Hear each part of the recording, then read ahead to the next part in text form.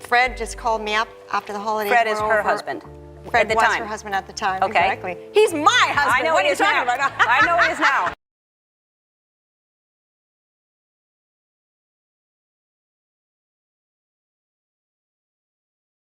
Country music has always been the soundtrack of real life. Heartbreak, passion, betrayal, and redemption. But for some of its greatest female stars, those themes weren't just lyrics. They were lived, breathed, and splashed across every tabloid in America. These women didn't just sing about love gone wrong. They survived it, rose from it, and turned it into gold records. Here are 15 female country stars whose romantic lives were as legendary as the music they made. Tanya Tucker arrived on the country scene as a 13-year-old girl with a voice decades older than her years. Her debut hit Delta Dawn announced the arrival of someone extraordinary, and the world of country music would never quite be the same. But Tanya's rebellion didn't stop at the studio door. Throughout the 1970s and 1980s, she collected romances the way other artists collected awards.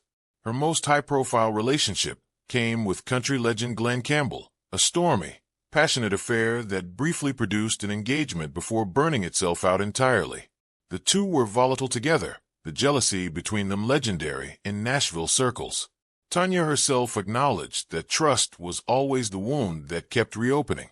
Beyond Campbell, Tanya was romantically linked to Merle Haggard, Don Johnson, and Andy Gibb, each connection adding another chapter to a love life that read more like a novel than a biography.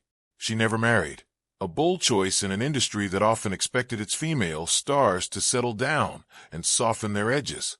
Instead, she raised 3 children, Presley and Grayson with actor Ben Reed, and daughter Isla with producer Jerry Lester, after calling off their wedding just days before the ceremony.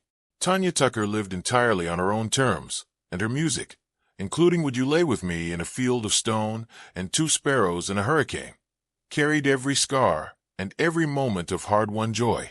Her 2020 Grammy wins, decades into a defiant career, proved the world eventually catches up to women who refuse to wait for permission. LeAnn Rimes was barely a teenager when Blue turned her into a phenomenon. By the time she was old enough to vote, she had already crossed over into pop, earned multiple Grammy nominations, and sold tens of millions of records worldwide. But her romantic life would ultimately generate headlines that competed with her music. In 2002, she married dancer Dean Shearmut, and for several years the marriage appeared stable. Then came the bombshell. While filming the television movie Northern Lights, LeAnn began a relationship with co-star Eddie Cibrian, who was married at the time. The affair became one of the most publicly dissected scandals in Hollywood, fueling a very public feud with Cibrian's then-wife and transforming LeAnn from beloved country sweetheart into a tabloid fixture practically overnight. Critics were merciless. Fans were divided. The scrutiny was relentless. Yet the relationship survived everything thrown at it. LeAnn and Eddie married in April 2011, building a blended family and facing the world together with notable persistence. Their story became proof that even love born in controversy can endure, though it never quite escaped the long shadow of how it began. Before there was a queen of country rock, there was Wanda Jackson, the woman who arguably invented the genre altogether. In the mid-1950s, Wanda was doing something almost no woman in music dared to do, recording wild, untamed rock and roll with a ferocity that left audiences speechless. And during that electric period of her career, she caught the attention of a young man from Memphis named Elvis Presley. The two toured together in 1955, and their professional partnership quietly transformed into something far more personal. Elvis reportedly gave Wanda a small diamond ring, which she wore on a necklace rather than her finger, a secret symbol of a romance kept carefully out of the public eye. When Colonel Tom Parker tightened his grip on Elvis's career and trajectory, the romance faded, though Wanda immortalized it years later in the song I Wore Elvis's Ring. Love found her again in a far more lasting form through Wendell Goodman, whom she married in 1961. Wendell left his career at IBM entirely to manage Wanda full-time, and together they built a life that outlasted the rock and roll era that made her famous. Their shared journey into Christianity, which Wanda has credited with saving their marriage during its most difficult seasons, became a cornerstone of her later life and work. Wanda Jackson's story is one of the great hidden romantic narratives of early American music. Born Miriam Johnson, Jessie Coulter carved her name into country music history, not only through her own considerable talent, but through one of the genre's most iconic partnerships. Her early marriage to guitarist Wayne Eddy in the early 1960s placed her in the heart of rock and roll, but it was her meeting with Waylon Jennings that changed everything. By 1969, they were married, and Miriam had fully transformed into Jessie Coulter, a name drawn from a story her father had told about an accomplice of Jesse James. Their union became one of the defining relationships of the outlaw country movement, a creative and romantic partnership that endured through extraordinary pressures until Waylon's death in 2002. Together they toured, recorded, and built a legacy that fans still celebrate decades later. In 2023, Jessie married again, this time to Arlen Brower, a former heavy equipment contractor and horse breeder at a horse therapy ranch in Arizona. A quiet, intimate new chapter after a life lived so publicly and so passionately. Linda Ronstadt was one of the most powerful voices in the history of American music, and she was equally unapologetic about love. She never married, a deliberate choice she explained with characteristic directness. She simply had no talent for marriage and preferred not to compromise her freedom for anyone. But that didn't mean her romantic life was quiet. In the early 1970s, her relationship with songwriter J.D. Souther shaped both her albums and the early formation of the Eagles. By the late 1970s, she was dating Jerry Brown, then the governor of California, a pairing so improbable and compelling that it landed them on the cover of Newsweek. A brief connection with a young Jim Carrey followed in 1983, and that same year, she became engaged to George Lucas, creator of Star Wars. The 5-year engagement captured enormous public fascination before quietly dissolving without ever reaching the altar. Linda Ronstadt built her family on her own terms, adopting 2 children and continuing to dominate the charts across multiple genres. Her story remains one of the most genuinely independent in all of country and folk rock history. Jana Kramer is a woman who has walked through fires that would have consumed most people entirely. Known first to television audiences as Alex Dupree on One Tree Hill, she built a parallel country music career with genuine hits like Why You Wanna and I Got the Boy. But her personal life cast shadows that no amount of professional success could fully dispel. Her first marriage at 20 to Michael Gambino turned violent and dangerous, ending only after his conviction for nearly causing her death. The trauma was deep and lasting. A second marriage to actor Jonathan Skeech lasted barely a month. A romance with country singer Brantley Gilbert ended abruptly. Her marriage to NFL player Mike Hosson became an extended public saga of infidelity, addiction, separation, reconciliation, and eventual divorce, all while she was raising 2 children and still making music. Jana never stopped performing, never stopped writing, and never stopped channeling her pain into songs. In 2024, she found genuine peace with former soccer player Alan Russell. Their son Roman was born in late 2023, and they married the following summer in a quiet ceremony. For someone who had survived so much darkness, the simplicity of that happiness felt like the most powerful statement she had ever made. Loretta Lynn married Oliver Doolittle Lynn when she was 15 years old. Their marriage lasted 48 years, until his death in 1996, and it was defined in equal measure by endurance and pain. Oliver's infidelity and drinking were persistent shadows across their decades together, and Loretta never pretended otherwise. She channeled every frustration, every heartbreak, and every moment of stubborn survival into music that became the voice of working women across America. Fist City, Don't Come Home A-Drinkin', and You Ain't Woman Enough were not just songs. They were dispatches from a real marriage. Quiet whispers of her own companions during the hardest years circulated through Nashville, but Loretta never confirmed them, keeping her private pain exactly that. She maintained until the end of her life that Oliver was the only man she ever truly loved, a statement that somehow manages to contain everything complicated and human about a long marriage. Reba McEntire built one of the most durable careers in the history of country music.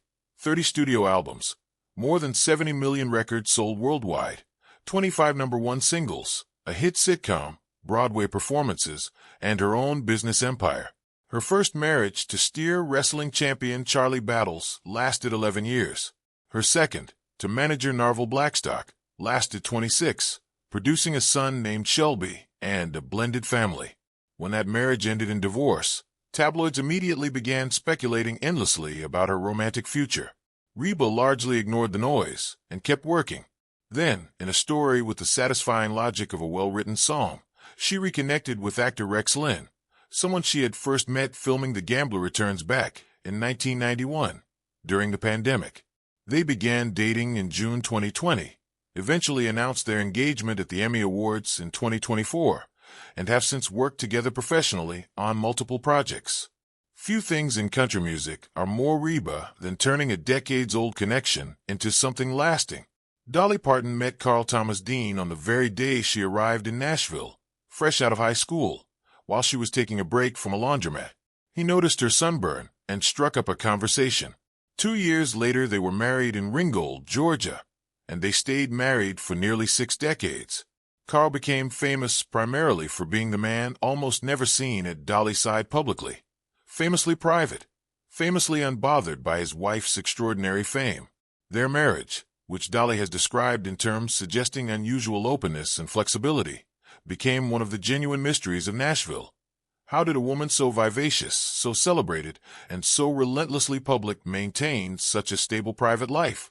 Dolly herself has acknowledged coming close to an emotional affair with an unnamed man, a crisis serious enough to bring her to the edge of despair before she pulled herself back.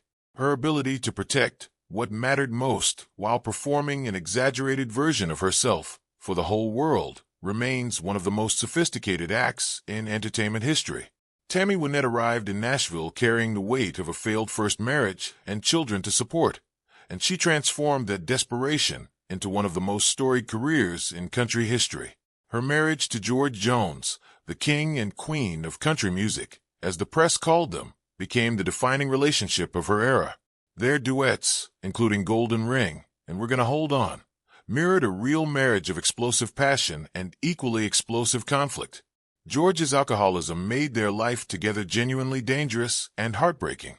They divorced in 1975, but returned to the studio together for years afterward because some chemistry simply cannot be canceled.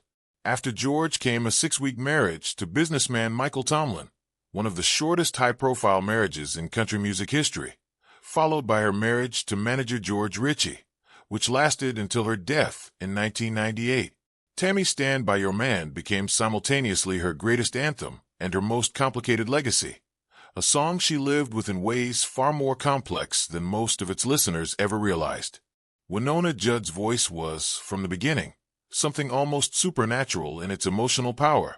As one half of the Judds alongside her mother Naomi, she helped define country music in the 1980s.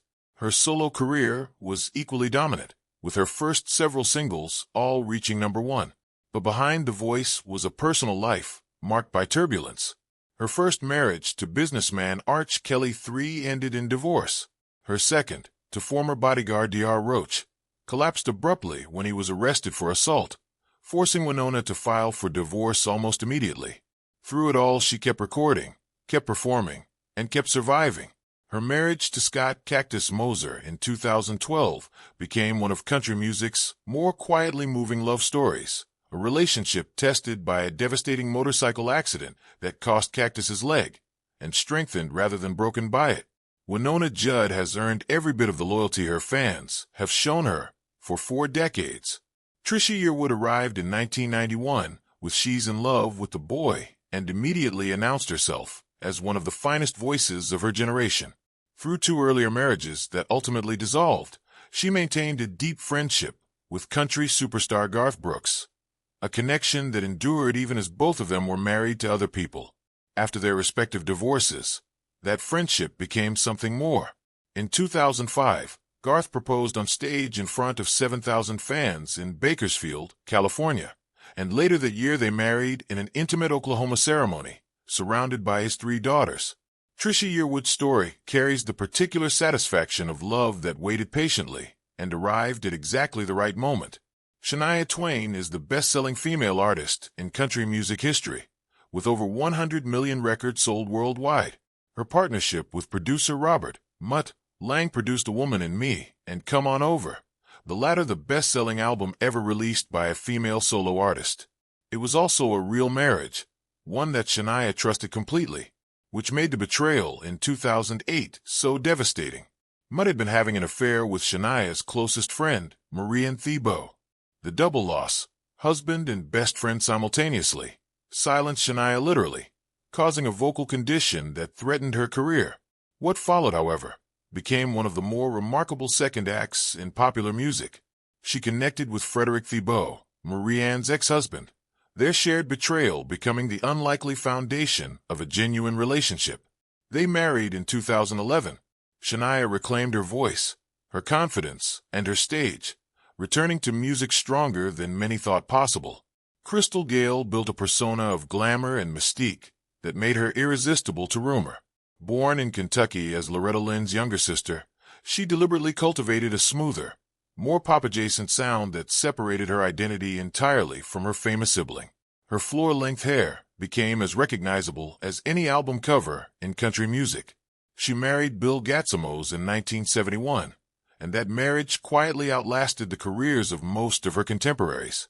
Yet the whispers never entirely stopped. Late studio sessions, collaborations with charismatic male performers, her magnetic stage presence, all of it kept the rumor mill turning pleasantly. Crystal Gayle's real romantic story was ultimately one of unusual stability in an industry notorious for the opposite.